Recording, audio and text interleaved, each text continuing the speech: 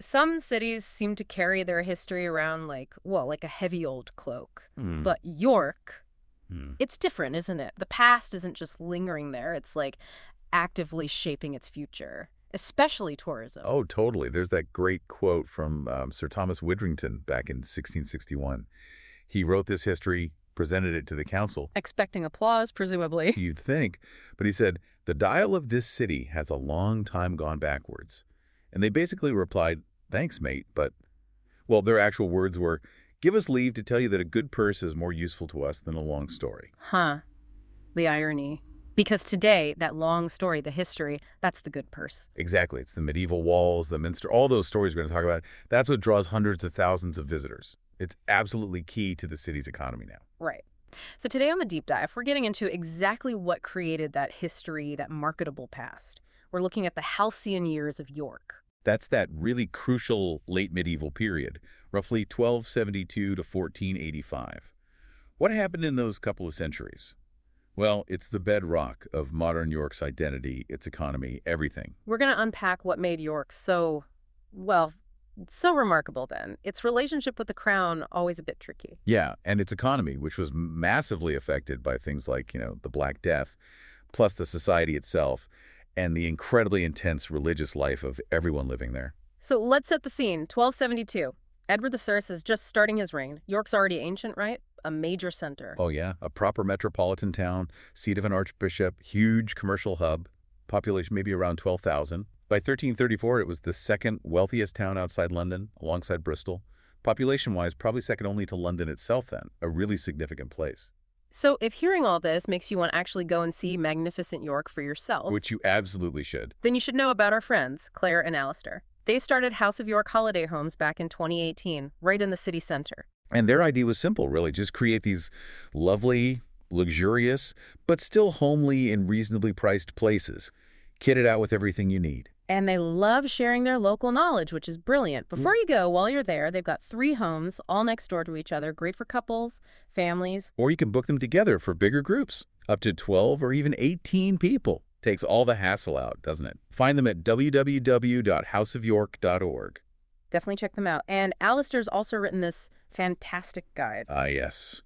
York local knowledge must do top tens and the vouchers to get them for less.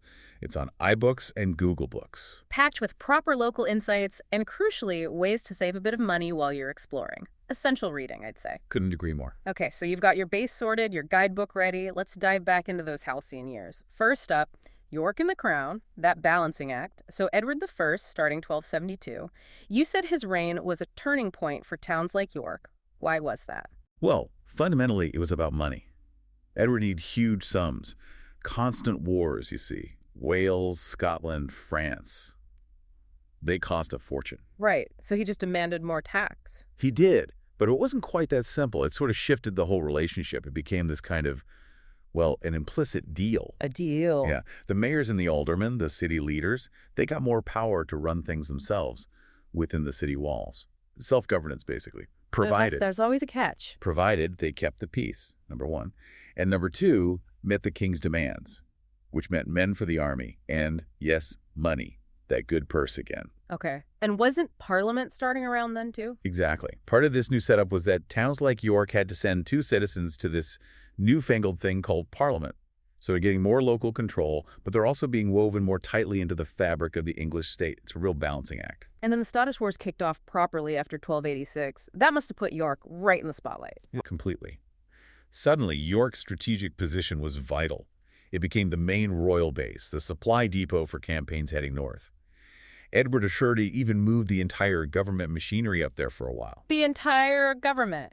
You're kidding. No, seriously, the Chancery, that's where they did all the official documents.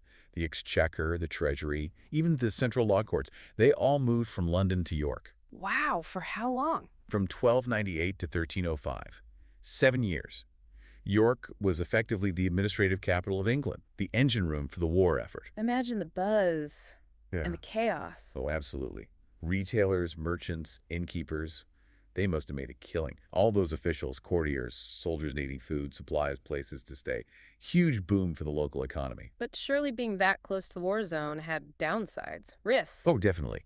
Especially after the English got hammered at Bannockburn in 1314, York suddenly looked vulnerable to Scottish raids. And did they get attacked? The worst moment was 1319, a battle at Myton-on-Swale, not far from York. A makeshift army from the city citizens, even priests and monks, bizarrely went out to fight the Scots. How did that go? Badly. They were annihilated, completely wiped out. And the mayor of York at the time, Nicholas Fleming, was killed. The only York mayor ever killed in battle. That's the one. And then in 1322, a Scottish raiding party actually got as far as Bootham Bar, right up at the city gates. So the famous walls must have been crucial then. Well, here's the funny thing, the irony. York's medieval walls, which you can still walk today, arguably the best city walls in England. They were never actually properly besieged in the Middle Ages. Never, after all that building and fortification. Nope. All that effort, all that expense, designed to withstand a siege. And it never really happened back then. The only time they faced a full-on siege was much later, 1644, during the Civil War. That's incredible. So after Edward I, did his son, Edward III, keep the focus on York? Edward III, yeah, he reigned from 1327. There's even a suggestion he might have been conceived in York. He certainly paid it special attention early on. How so? Well, the biggest royal wedding of the Middle Ages, his marriage to Philippa of Hainault, took place right there in York Minster in 1328. Huge event. And the government offices did come back for a bit, 1328 to 1336. So was having the government back good news this time? Mixed blessing, probably. Having the royal court, thousands of hangers-on, plus huge numbers of troops. There's a story of 600 knights staying at the Greyfriars Priory in 1327. 600 knights. Where did they all fit? Exactly. It put enormous strain on the city. Led to conflict, fights, even bloodshed between the royal entourage and the locals. Okay, I can see how that might feed into legends of, general disorder, maybe even highwaymen around the area, Robin Hood type stuff, although that link's always debated. It certainly paints a picture of a city under pressure. But this phase as a major political center didn't actually last that long for York. Why not? The 100 Years' War with France started in 1337. Suddenly, the military focus shifted south, across the Channel. York lost that primary strategic importance as the northern base. So the national spotlight moved on. Pretty much, yeah. The government offices went back to Westminster for good, mostly. Parliament never met in York again after 1335. But while they lost that national stage, the York citizens, especially the wealthy merchants, were busy consolidating their local power. How did they manage that? Richard II, who came to the throne in 1377, seemed to quite like York. He visited often, especially when he was arguing with London, probably appreciated their hospitality. He even came to watch the famous Corpus Christi plays in 1398. Ah, the mystery plays. The very same. And the city leaders, the merchant elite particularly, were clever. They lobbied Richard hard and got some really significant charters granted. What kind of things did these charters give them? Big things. In 1393, they got the right to elect their own justices of the peace. More control over law and order locally. Then, the really big one, 1396, they achieved county status. County status. What did that mean in practice? It meant they could elect their own sheriffs, instead of being under the authority of the Sheriff of Yorkshire. Why was that such a big deal? Oh, it was fundamental. The sheriff was the king's main agent in the county, collecting taxes, enforcing law, running elections, everything. Taking that power for themselves meant York was basically a self-governing unit, on par with the county. It was as big a change for them as, say, the local government shakeup in 1974 was for modern times. Wow, so they were really asserting themselves. Absolutely.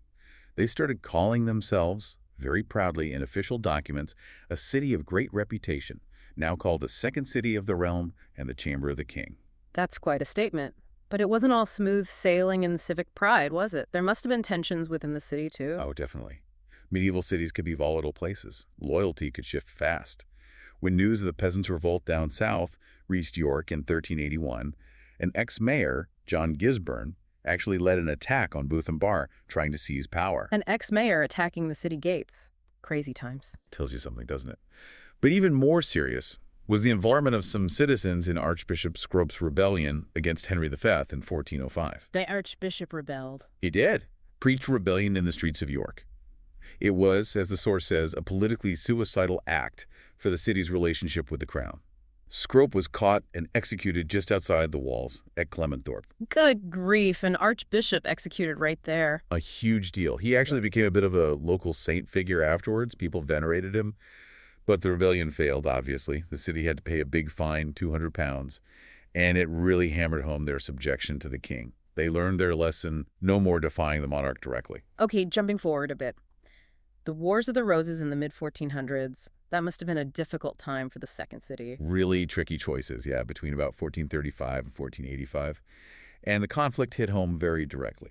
After the Battle of Wakefield in 1460, the head of Richard, Duke of York, the leader of the Yorkist cause, was stuck on a spike on Micklegate Bar. Gruesome, with a paper crown, wasn't it? That's the story. A mocking paper crown. Grim stuff. Later on, Richard III, who was a Yorkist king, naturally favored the city. He spent time in Yorkshire, tried to win their support. He even had these grand plans to be buried in the minster in a massive chantry chapel with 100 priests. 100 priests. Ambitious, right? And the citizens hoped he might help with the economic slump that was starting to bite by the 1480s. But then came the Battle of Bosworth in 1485. Exactly. Richard III was killed. And that ended those hopes. The hope for economic help, the prospect of this grand royal burial site in the north, all the prestige and money that would have brought a real turning point. Okay, so that's the politics dealt with. Let's shift now to, well, the everyday life of the city. The economy, but also that constant backdrop of death. Yeah, this period is amazing for historians because with more self-government from 1272, the city started keeping much better records. We get things like the Freeman's Register. It lists everyone who was officially admitted as a citizen, a free man, and crucially, it often states their job. It's like a medieval database of occupations. Invaluable. A medieval LinkedIn. Sort of. Then from 1389, we start getting wills surviving in large numbers, telling us about people's families, their possessions, their priorities. And from 1461, the city council's own accounts, the house books, begin.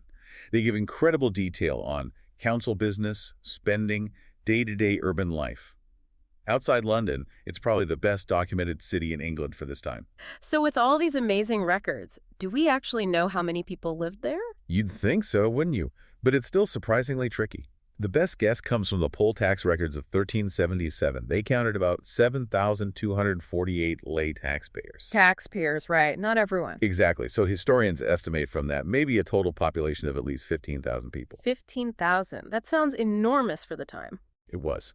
Bigger than Bristol, bigger than Coventry, Norwich. Major centers.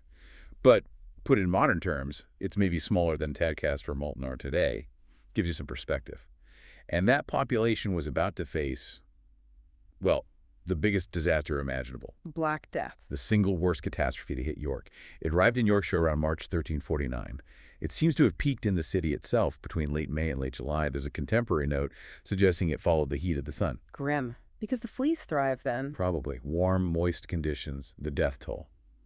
We don't have precise figures, but it was devastating. Probably at least 40% mortality, maybe higher. 40%. Nearly half the city. Gone in months. Unimaginable, isn't it? We know maybe half the parish priests in York died between 1349 and 1350. Think about that impact. How did the city even function? The records give us a chilling clue. That Freeman's Register we mentioned. Normally, they admit maybe 50 or 60 new citizens a year. In 1350-51, it jumped to 212. In 1364-65, after another outbreak, it hit 219. Wow. Just desperately trying to replace the dead. Exactly. Filling the gaps. It's stark evidence of the scale of the loss. But here's where it gets really strange. The source talks about a cruel paradox of prosperity after the plague. Prosperity after something so horrific. It's a dark economic reality. For about 3 generations after 1349, York's relative prosperity was, in a way, a direct result of that mass death. I don't understand. Well, death was constant. Plague kept coming back. There was this continuous risk of sudden death. Apparently, a standard question travelers asked when approaching York was whether there was any death within the city or not. Basically, is the plague active in there right now? Imagine living with that fear, having to ask that before you enter. Terrifying. The rich could sometimes flee to their country estates, but most people just had to live with the risk. But the paradox is, the incredibly high death rate cleared out, frankly, the least productive members of society, and for those who survived. Fewer people, more resources to go around. Exactly. Less competition, more available work, potentially higher wages, increased wealth per person on average. And York, as this big regional center, benefited because people in the surrounding areas who survived also had a bit more money to spend on goods and services from the city. So the survivors did better economically? In a grim way, yes. Hmm. But York needed a constant flow of immigrants from the countryside just to maintain its population. The source even suggests cities like York acted as death traps for the wider population, drawing people in, who then face higher mortality rates in the crowded, less sanitary urban environment. A really dark foundation for that prosperity. It was, and it couldn't last forever. Around the mid-1400s, about 1450 onwards, you start seeing signs of what historians call urban decline. What sort of signs? Property values started falling, landlords found it harder to rent out buildings, empty plots, decaying houses, that sort of thing. What caused the decline after that period of grim prosperity? A few factors, probably. More competition in trade from the Hanseatic League, those powerful German merchants, but also increasingly from London merchants muscling in. Plus, new centers for textile production were popping up in the West, riding places like Halifax, Huddersfield. They started chipping away at York's dominance in the cloth trade. So York's economic engine started sputtering. Pretty much. There's a rather sad complaint sent to the king, Henry VII, in 1487, saying there weren't even half the number of good men, meaning wealthy, influential citizens, as there used to be. And this decline connects back to that irony we started with, doesn't it? It absolutely does. This long period of economic stagnation, starting around 1450 and lasting for centuries, really, is precisely why so much of medieval York survived. Because they couldn't afford to knock it down and rebuild. Exactly. There wasn't the money or the pressure for large-scale redevelopment that happened in wealthier, more dynamic cities later on. So the old medieval street plan, the timber frame buildings, the churches, the walls, much of it was just left standing. So the fact that York is such an amazing historic city today is partly because it went through a long period of being, well, a bit poor and stagnant. It's a key part of the story. Its modern heritage appeal is built on both that pre-1450 boom and the post-1450 bust. Strange, but true. Fascinating stuff. Okay, let's zoom in on the people living in the city, the society of late medieval York. Well, during its peak years, say the 1340s to the 1440s, York was like the North's giant supermarket, wasn't it? Distributing imported goods, wine, spices, fancy cloths all over the region. And making things, too. Oh yeah, definitely a manufacturing center as well. Lots of crafts, but typically small scale, family workshops, that kind of thing. And those records, like the Freeman's Register, give us a fantastic view of all the different jobs people did. But who are we not seeing in those records? Who's missing from the picture? Well, lots of people, probably. Anyone not wealthy enough or not in a trade that required them to become a freeman. The poor, the casual laborers, servants. Often called foreigners then, meaning simply outsiders to the city's formal citizenship. There was always a pool of underemployed, probably underfed labor. Though maybe slightly less desperate after the Black Death, with the labor shortages. Possibly, yes. Their bargaining position might have improved slightly. We also don't see domestic servants very clearly, but big households employed loads of them, often young immigrants from the countryside. It was a really common job, especially for women, but leaves few traces in the records. What about women's lives generally? Did the post-plague world change things for them? Well, legally they were still disadvantaged, of course, but that labor shortage in the 15th century definitely created opportunities. Very few women became freemen in their own right, but many were crucial partners in family businesses. And widows. Ah, yes, the widows. They could be really formidable figures. If a successful craftsman or merchant died, his widow often inherited the business, the property, the wealth. They became highly sought-after marriage partners because they controlled significant assets. Widowhood could paradoxically be a route to real economic power for some women. Interesting. What about people from other countries, actual foreigners or aliens, as the source calls them? They were never a huge group. The records suggest maybe only around 80 or so living in York in the 1440s. The Jewish community, of course, had been expelled way back in 1290, so they were just a historical memory by this point. So who are these aliens? The most numerous were Deutsch-German speakers, basically, involved in trade. There were some French, sometimes prisoners of war initially, Irish too. And incredibly, we even find an Icelander. A guy called Godmonder Johnson, recorded as an Icelandman, became a free man in 1475-6. Iceland. That really shows York's trading reach, doesn't it? Absolutely. North Sea trade was vital. Were any groups less welcome? The Scots, generally. Given the history of warfare we talked about, it could actually be important to prove you weren't Scottish if there was any doubt.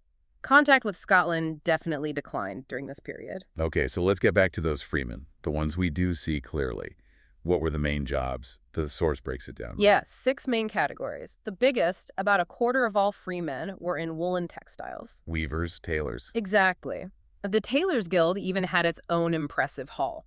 York cloth was high quality, dominated the northern market, and was exported via hull all over the North Sea and Baltic, especially before the 1460s. That's where a lot of the big merchant fortunes came from. Okay, textiles number one. What else? Leather trades were significant, about 10%. Tanners, shoemakers, saddlers. York had a good reputation for leather goods, despite the smell from Tanner's Row down by the river. Ugh, yes. Can only imagine. Next. Provisioning, also about 10%. Bakers, butchers, fishmongers, the noisy, smelly food trades. Plus, because York attracted so many travelers, pilgrims, merchants, royal officials, there were loads of innkeepers, taverners, and people running transport, like carters. Right. Catering for visitors. Absolutely. There's a record from a bit later, 1537, showing York had lodging for over 1,000 people and stabling for more than 1,700 horses. They were already tuned into a profitable tourist trade even then. Amazing continuity. Okay, what else? Metal. Yep, metal workers, another 10%, lots of smiths, obviously.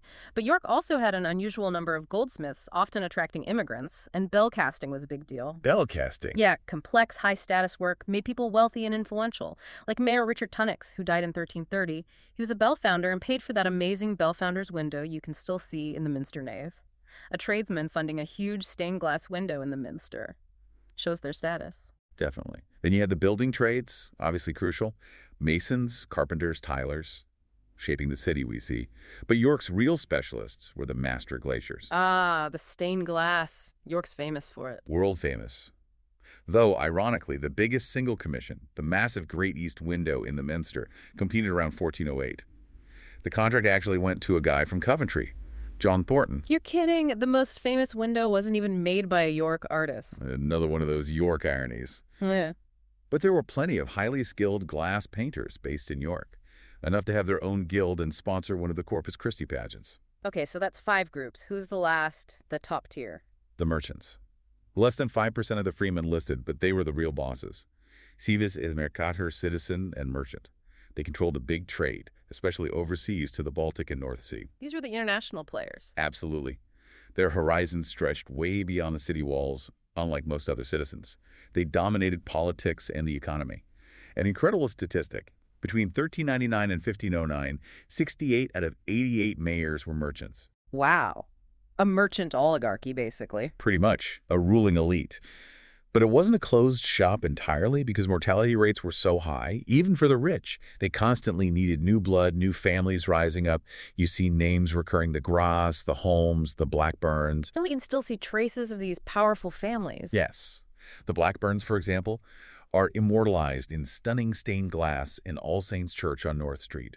You see them kneeling devoutly before saints. It's a really powerful image, speaks volumes about their wealth, their status, and crucially, their faith. And that faith, it wasn't just a part of life, was it? You could argue it was the absolute core of late medieval York. Oh, undoubtedly. By 1272, all the major religious players were long established.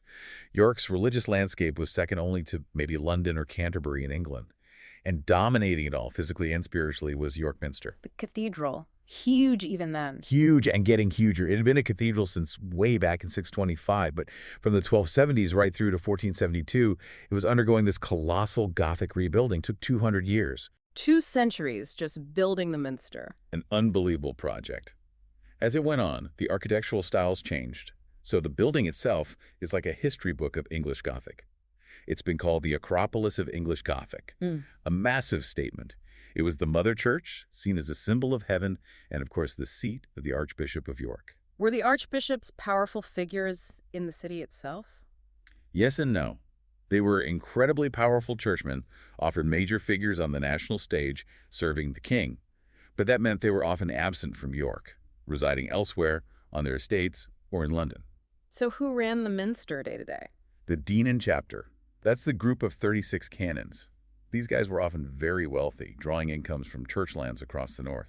But again, many were absentees living elsewhere, using the wealth to fund other things, universities, their own lifestyles, church administration. So lots of wealth flowing through, but maybe not directly benefiting York residents. Some did, of course.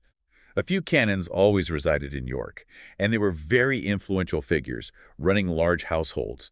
Plus, you had other clergy attached to the vicar's choral, who sang the services and lived together in the Bedern complex. And dozens of chantry priests based at St. William's College, whose job was just to say masses for the dead, all added to the city's prestige and economy. What about religious life outside the Minster walls? It was everywhere. St. Mary's Abbey, right next door practically, just outside Bootham Bar. A huge Benedictine monastery, one of the richest in England, almost as big as the Minster complex itself. The abbot of St. Mary's features in Robin Hood legends, doesn't he? He does, a powerful figure. There were sometimes clashes between the abbey and the city in earlier times, but by the 15th century, it was generally seen as a major asset, employing people, running a school, bringing visitors. Any other major houses? Loads.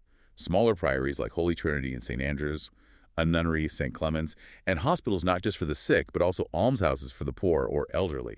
St. Leonard's was a very large, rich hospital, plus maybe 20 smaller almshouses, often founded by wealthy merchants or canons, where the inmates' main duty was to pray for the soul of their founder. Paid praying, essentially. In return for bed and board, yes.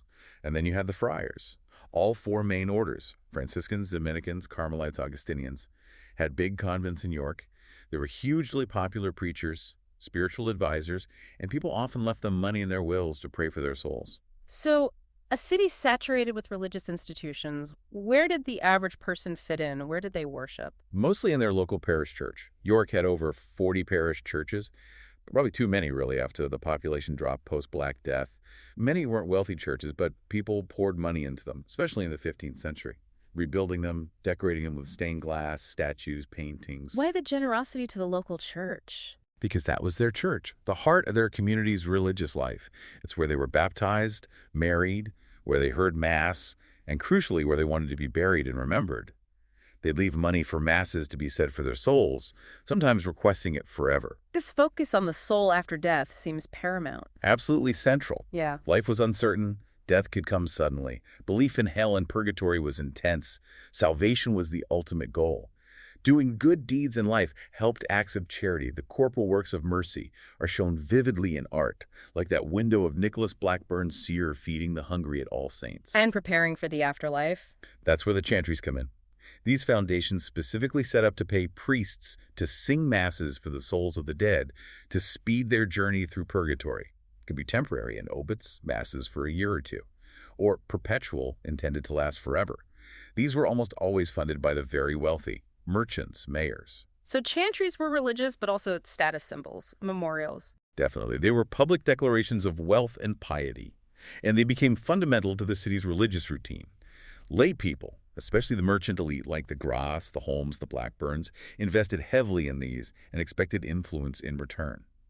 Mayor Selby, back in 1388, even claimed the priest's prayers were especially devoted to the citizens, their patrons, and their masters. Blimey, basically saying, we pay the piper, we call the tune, or the prayer. Pretty much. And all these religious sites, especially the Minster with its shrines like St. William's Tomb, made York a major destination for pilgrims and visitors seeking spiritual solace or cures. Any famous visitors we know of? One very notable one was Marjorie Kemp, the mystic, famous for her autobiography, The First in English. She came to York, visited St. William's Shrine. Did anything remarkable happen? Well, on a later visit to the Minster, she had one of her famous episodes of intense religious emotion, great weeping, boisterous sobbing, and loud crying, as her book puts it. Caused quite a scene, apparently. Led to her being interviewed by the Archbishop himself, Henry Boet. What'd she say to the Archbishop? He told her to basically tone it down, not to preach or cause trouble in his diocese. But Marjorie, famously, stood up to him, defended her right to speak of him, meaning Christ, directly and emotionally. Her story feels like it points to something changing, maybe. I think it does. It hints at this broader shift happening across society between the 1270s and the 1480s. More people seem to be thinking more intensely, more personally about God, about their own salvation. A historian called it the personalization of the divine fact. Taking faith much more personally, less just institutional. Exactly. Now, York itself mostly avoided the Lollard heresy, that early challenge to church authority. But the source raises a fascinating possibility. Perhaps the very success of the church's efforts in this period, deepening people's piety and understanding of faith, perhaps that inadvertently made people more aware of the gap between the ideals of Christianity and the sometimes messy, corrupt, or inadequate reality of the church as an institution. That's a really interesting thought, that deeper faith might actually sow the seeds for future questioning. It's a question that hangs in the air as we move towards the next massive upheaval in York's story, the Reformation. Okay, so let's try and pull this together. Our deep dive into late medieval York. We've seen a city playing this complex political game with the crown. Winning powers, facing risks. We've seen an economy that boomed partly on the grim proceeds of the Black Death before facing decline. A real roller coaster. And That decline ironically preserved so much. we've seen a diverse society with powerful merchants at the top, but also glimpses of women, immigrants, the less visible poor. A complex social mix, definitely. And underpinning everything, this incredibly deep, personal, all-pervasive religious faith shaping daily life, art, architecture, everything. Absolutely. This period really laid down the physical and spiritual foundations of the York you see today. The minster, the walls, the street patterns, the churches, the guild halls. It really is true, isn't it? In York, the past really does rule the present. And thinking about that intense religious feeling, that personalization of faith you mentioned, in a world full of risk, plague, sudden death, it really makes you wonder, doesn't it? What's that? Could the very depth of that late medieval faith, the very success in making people think so hard about salvation and scripture, could that have somehow, unintentionally, made people in York more receptive when the Reformation came along later, challenging the old church structures? Was the eventual success of the Reformation there, in a strange way, a kind of backhanded tribute to the very intensity of the Christian faith we've just been exploring? That is certainly a provocative thought to end on. Something for you to ponder as you walk those ancient streets. And if this deep dive has got you thinking about doing just that, remember Claire and Alistair at House of York Holiday Homes. Lovely places right in the center. You can find them at www.houseofyork.org. Highly recommended. And don't forget Alistair's book either. York Local Knowledge Must Do Top 10s and the vouchers to get them for less. Grab it on iBooks or Google Books, packed with tips to help you explore this incredible city.